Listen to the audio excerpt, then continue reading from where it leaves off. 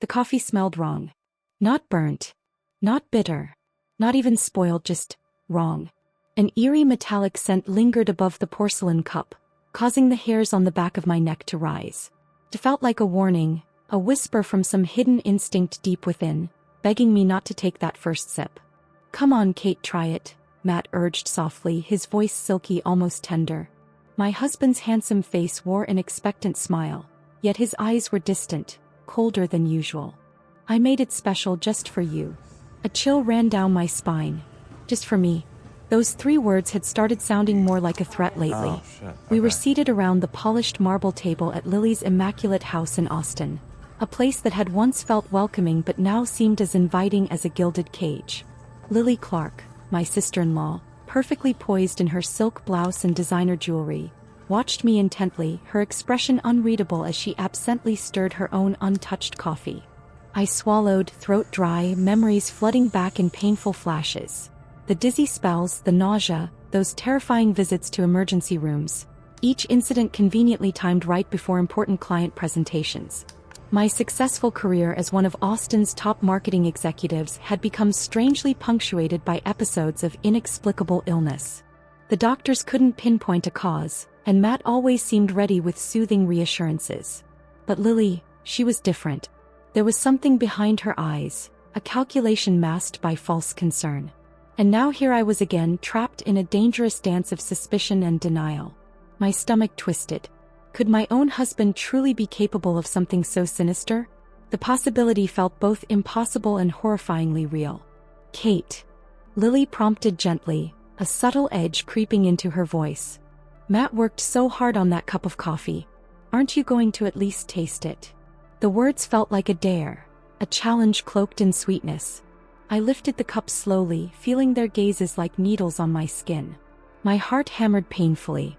One sip and I might find myself doubled over in agony once more, another mysterious episode chalked up to stress, or something I ate. Or maybe something darker. My gaze flickered briefly to Lily's cup sitting untouched on the table, then back to my husband's falsely reassuring smile. And suddenly, I knew exactly what I had to do next. I pretended to take a sip, then set the cup back down gently, the bitter scent still lingering, taunting me. My pulse raced as I glanced at Lily's untouched coffee beside mine. My next move had to be subtle, flawless. "Oh!" I exclaimed abruptly, rising from my chair and pretending to stumble slightly. I knocked into the table and Lily's cup toppled toward mine, splashing a little coffee onto the pristine white cloth. "I'm so sorry. I'm so clumsy today." "Careful, Kate," Lily snapped, momentarily losing her carefully controlled facade. She quickly recomposed, forcing a tight-lipped smile. "Just be mindful, please." "I really should go make that urgent call for work," I mumbled apologetically, feeling Matt's suspicious eyes following me.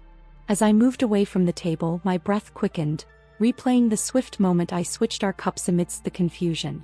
I stepped quietly into Lily's elegant home office, leaving the door slightly ajar. From here I could see them both clearly through the gap, their bodies tense, postures rigid with an unspoken urgency.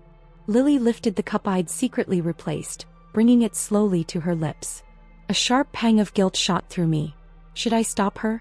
But I had to know if my fears were justified, if all these suspicions were rooted in truth. I'd endured months of doubts, my sanity slowly fraying under their reassurances that it was just stress. She took a sip. Matt watched her intently, his fingers tapping restlessly on the table. Within seconds, Lily's hand trembled slightly as she placed the cup down. Her face paled visibly, eyes widening in sudden panic. "Matt?" Lily's voice quivered, betraying genuine fear for the first time. "Something isn't right." Matt froze, realization flooding his features. "Wait, Lily, no, that was meant for..." He stopped abruptly, eyes darting around, searching the room anxiously. "Where's Kate?" I stepped back slightly into the shadows, my heart pounding violently in my chest. I felt faint as the truth unraveled right before my eyes.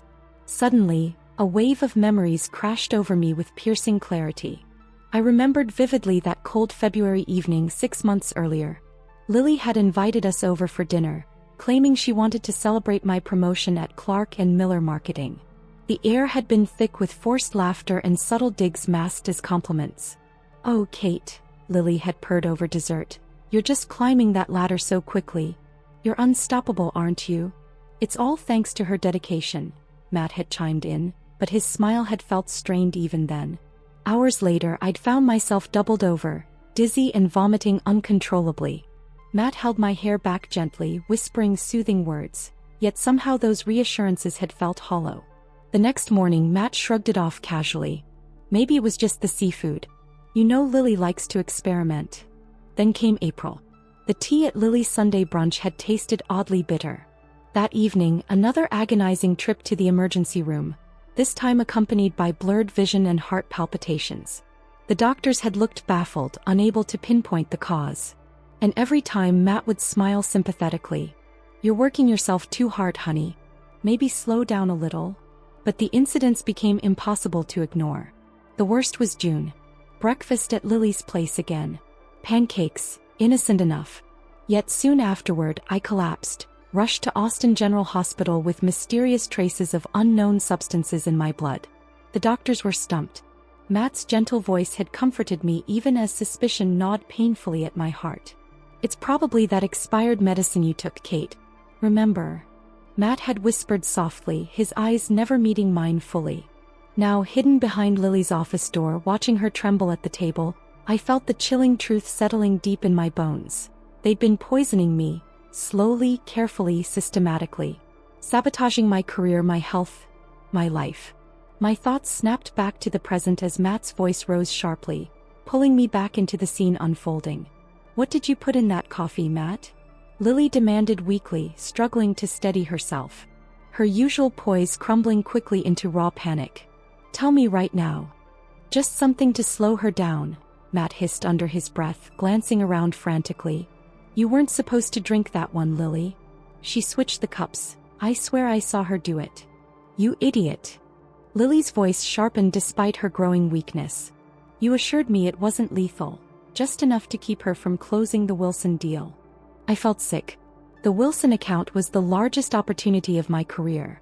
A multi-million-dollar contract Lily had desperately sought herself for months. The realization struck me with stunning clarity. Lily wasn't just envious. She and Matt were conspiring to destroy everything I'd worked so hard to achieve. I gripped my phone tightly, silently activating the recording app. I couldn't let this moment pass. This was my only chance to uncover their betrayal completely. It wasn't meant to be dangerous. Matt insisted anxiously, rushing toward Lily. "It's just a sedative, a tiny dose. You'll be fine, just sit still."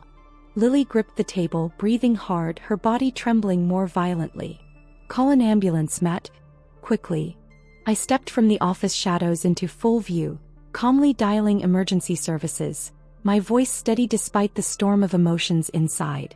"We need medical assistance immediately at 1423 Oakwood Avenue. My sister-in-law has been poisoned. Please hurry." Matt spun around, his eyes wide with shock.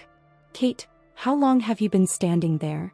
"Long enough," I replied coldly, my gaze unwavering. "You underestimated me, Matt. Both of you." "Kate, please," he stammered, his voice faltering. "You don't understand. This was never supposed to happen." "You're right," I snapped sharply, stepping closer. "It was supposed to happen to me, wasn't it?" Lily's breathing grew shallow and her eyes, now wide with terror, locked onto mine. "Kate," she whispered painfully, desperation replacing arrogance. Please don't do this." "It's already done, Lily," I said, the betrayal raw and aching in my chest. Sirens wailed faintly in the distance, rapidly approaching. "You started this. Now we're going to finish it." The front door burst open moments later, paramedics rushing toward Lily. Matt stood frozen, visibly shaken as chaos erupted around us. I looked him straight in the eye, voice firm, filled with quiet determination. "Whatever comes next, Matt, remember you chose this." And as the medics lifted Lily onto a stretcher, I knew this was far from over. Yet I felt stronger, clearer, ready for the fight ahead. Because finally the masks were off, the truth exposed. The betrayal hurt deeply, but for the first time in months I felt truly alive. And I would never be their victim again. Austin General Hospital felt cold beneath the harsh glare of fluorescent lights, the sterile halls echoing with the frantic clicks of my heels. Paramedics had rushed Lily into the emergency room, her perfectly manicured hands now trembling violently, desperately gripping the edges of the stretcher. Matt followed close behind, his face ghostly pale, his confident facade shattered entirely. "Kate, please listen," Matt pleaded, grasping my arm urgently as we stepped into the waiting area. His voice shook with desperation. "You've misunderstood everything, I swear to you." I pulled away sharply, my voice icy despite the pain ripping through my chest. "Aren't you exhausted, Matt? Pretending to love me all these years?" "It was never pretend, Kate," he insisted, blue eyes wide and panicked. Eyes I'd once trusted implicitly. "We never intended harm. It was supposed to slow you down, stop you from pushing yourself so hard. And you expect me to believe that?" My voice cracked under the weight of betrayal. Every single time I succeeded, every promotion, every client I earned, there was always a mysterious illness to hold me back. "I finally see it now. You and Lily orchestrated every step." Before Matt could respond, a clear, authoritative voice interrupted from behind me. "Mrs. Miller?" I turned sharply to see a woman standing confidently, her brown hair pulled neatly back, eyes sharp with unmistakable authority. "I'm Detective Amy Cole, Austin PD. Can we talk privately?" "Yes, please," I answered immediately, relief washing over me. Detective Cole turned briefly toward Matt, her gaze firm. "And Mr. Miller, stay here. I'll speak with you shortly." Matt sank back onto a nearby chair, visibly shaken. In a small, secluded office down the hall, Amy placed a recorder on the table between us. Her presence was comforting yet commanding. "Kate, I heard your initial 911 call, but I need you to clearly recount everything that happened today." I took a deep breath, steadying myself. "They've been poisoning me, slowly, for at least 6 months. Always before important meetings, always when my career was about to advance." Amy made quick notes, her gaze unwavering. "Do you have any previous evidence? Messages, recordings, anything at all?" Without hesitation, I pulled out my phone, playing the recording from Lily's house. Matt's voice rang clearly, frantic. "It was just a mild sedative, Lily. That cup wasn't meant for you. Kate switched them." Amy's eyes flashed with satisfaction. "Excellent work, Kate. You've done the right thing." He paused, leaning in, voice lowering. "But there's more. Dr. Julia West just informed me about Lily's preliminary toxicology results. The chemical we found isn't just a sedative. It's a controlled substance, typically used in medical research. The dose was potentially lethal." I felt the blood drain from my face, my voice trembling. "You mean, they plan to kill me?" Amy nodded solemnly, compassion evident in her eyes. "I'm afraid so. This isn't just professional sabotage. My team is currently searching Matt and Lily's offices. I expect more evidence soon." A sharp, piercing pain spread through my chest. My husband, the man I'd trusted completely, had plotted my murder. Amy placed a reassuring hand gently over mine. "You're not alone anymore. Trust me, justice is on your side." Just then, the door swung open abruptly, revealing Dr. Julia West. Her expression was urgent. "Detective Cole, Mrs. Miller. You both need to hear this. Lily just regained consciousness and asked to speak privately with Kate." Amy hesitated briefly before nodding. "All right, but I'll remain just outside." My heart thudded painfully as I stepped slowly into Lily's room. She lay frail, drained of all her usual arrogance, yet her eyes remained sharp, filled with bitter resentment. "Come to watch me fall apart, Kate?" Lily croaked weakly, forcing a bitter smile. "No," I replied coldly, stepping closer. "I just want answers." "Why, Lily?" A hollow laugh escaped her lips, tears sliding down her pale cheeks. "Because you took everything from me, my career, my reputation, even Matt. Everyone always chose you. Do you have any idea how that feels?" I leaned forward, voice calm but resolute. "You destroyed yourself, Lily. Both of you. I never took anything, I earned it. You think you've won?" Lily whispered venomously, her eyes darkening with chilling determination. "This isn't over yet, Kate. Not by a long shot." A shiver ran down my spine, an unsettling sense of dread gripping me. Through the window, Amy watched intently, concern etched across her face. I gave her a small nod, stepping away from Lily's bedside, the ominous words still echoing in my mind. Because deep down I knew Lily was right. The true battle had only just begun. The courtroom air felt thick, heavy with anticipation. Every seat was filled, a sea of quiet whispers and intense gazes. My heart pounded relentlessly, each beat echoing the brutal truth I'd spent months uncovering. Across from me, Matt and Lily sat stiffly at the defendant's table, their carefully constructed facades crumbling beneath the weight of overwhelming evidence. Detective Amy Cole took the witness stand first, her voice clear, decisive, unwavering. After an extensive investigation, we recovered multiple vials of dangerous substances from Matt Miller's office at Clark and Miller Marketing, along with detailed notes documenting dosages, reactions, and Kate Miller's symptoms over the past 6 months. Matt flinched visibly, his shoulders sinking. Lily's expression hardened into quiet fury, eyes locked onto me. The prosecutor, confident and relentless, pressed further. "Detective, were these substances lethal?" "Yes," Amy replied firmly. "Medical experts confirmed the substances were pharmaceutical-grade toxins. Had Mrs. Miller consumed the coffee prepared for her that morning, it would likely have resulted in severe, potentially fatal consequences." A gasp rippled through the courtroom. Matt's eyes widened, panic flashing briefly across his face. Lily's fingers tightened around the edge of the table. "Objection." Matt's attorney rose quickly. "Speculative." "Overruled." The judge responded coldly, motioning for the prosecutor to continue. Amy glanced at me briefly, reassurance in her gaze. I nodded slightly, urging her to press on. "Detective Cole," the prosecutor asked deliberately, "were you able to establish motive?" Amy's voice deepened, steady and authoritative. "Yes." Text messages recovered between Matt and Lily showed clear intent to sabotage Mrs. Miller's reputation and career. Both were frustrated by her growing success and client portfolio, particularly the lucrative Wilson contract, which they stood to gain if Mrs. Miller was unable to present. I glanced at Matt. His gaze avoided mine, shame evident in every line of his posture. But Lily, her eyes burned into me, defiant, bitter, accusing. When Amy stepped down, Dr. Julia West approached the stand. Her testimony was sharp, precise, devastating. Mrs. Miller suffered multiple episodes of acute poisoning, Drive West explained clearly.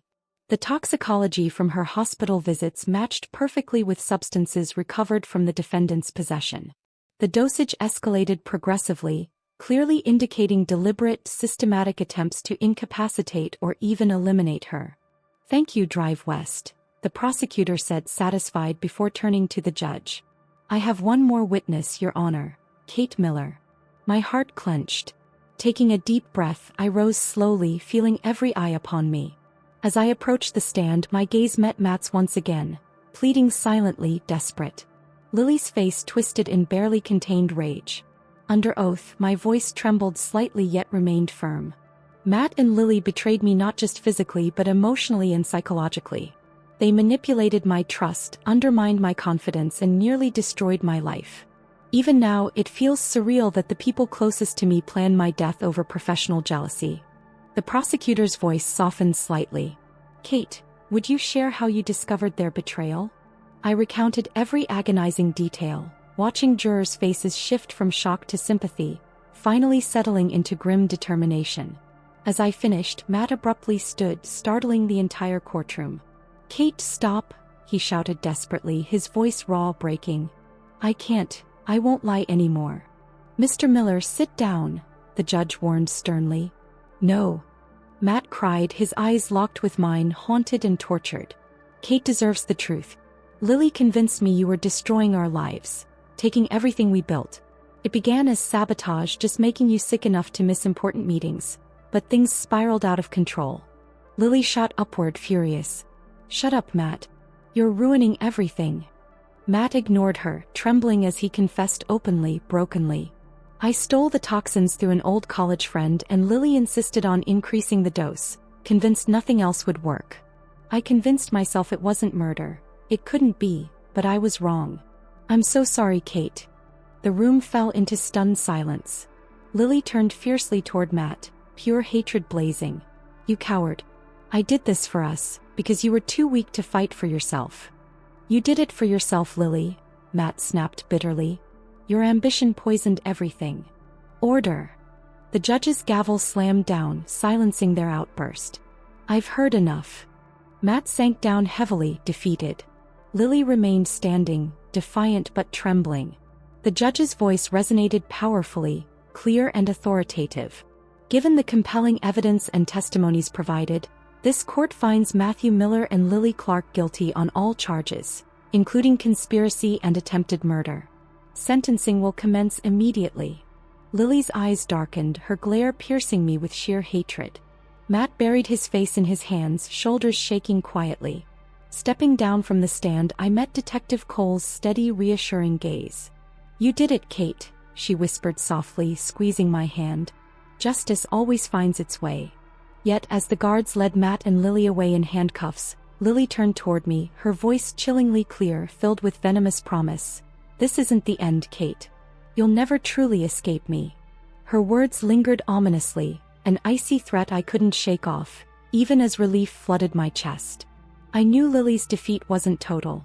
Her threats were never empty. Deep inside, I felt this moment wasn't closure. It was merely preparation for what lay ahead. The past had taught me vigilance. Lily's final promise ensured I would remain alert. The storm wasn't over yet. But this time I was ready to fight back and win. 1 year later, standing beneath the spotlight on the stage of Austin's annual Business Leaders Conference, I felt a quiet strength pulse within me, born from a battle I never chose but survived nonetheless. Hundreds of eyes watched me closely, some curious, others admiring, perhaps a few still skeptical. But for the first time their judgment no longer mattered. "My name is Kate Miller, and most of you know me as a successful marketing executive," I began softly, voice echoing gently through the hall. "But I'm here today not to discuss my professional triumphs, but rather to share the most important lesson I've learned. How betrayal taught me to truly trust myself." The room fell silent, the audience leaning in, intrigued. A year ago my life nearly ended, not just literally but emotionally, spiritually. My own husband and sister-in-law, driven by envy and fear, attempted to sabotage my career, poison my body, and ultimately take away my very life. A collective gasp fluttered softly through the crowd, a quiet ripple of shock. "But this speech isn't about revenge," I continued, holding their gazes with quiet determination. "It's about recognizing the subtle signs, trusting your intuition, and believing in your worth even when those closest to you try to diminish it. It's about how the most profound betrayal can lead to the greatest strength." As I spoke, I saw flashes of my journey clearly. The pain, the confusion, the courtroom confrontation, and finally the quiet courage that allowed me to rebuild myself from ashes. The truth is, betrayal is rarely committed by strangers. It thrives in the hearts of those we trust most. Yet the beauty of our darkest moments is that they offer clarity. They strip away illusions, forcing us to see ourselves clearly, perhaps for the very first time. A pause, deliberate and powerful, allowed my words to settle into the hearts of listeners. When Matt handed me that cup of coffee, something deep within screamed that it wasn't right. I almost ignored that feeling out of love and trust. Had I silenced my instincts that day, I wouldn't be standing here right now. My story would have ended differently. My eyes met the earnest gaze of a young woman seated in the front row, her expression intense, reflecting a version of myself from years before. Ambitious, hopeful, yet perhaps too trusting. Speaking directly to her, my voice softened. "So, I ask each of you today, how many times have you ignored your inner voice? How many signs have you brushed aside because you wanted desperately to trust?" Betrayal teaches us painful lessons, but it also gives us strength and clarity we never knew existed. As my speech concluded, thunderous applause filled the room. Yet amidst the praise, the question I'd posed lingered heavily, provoking deeper thought, silent introspection, and a quiet urgency to pay attention to one's own truth.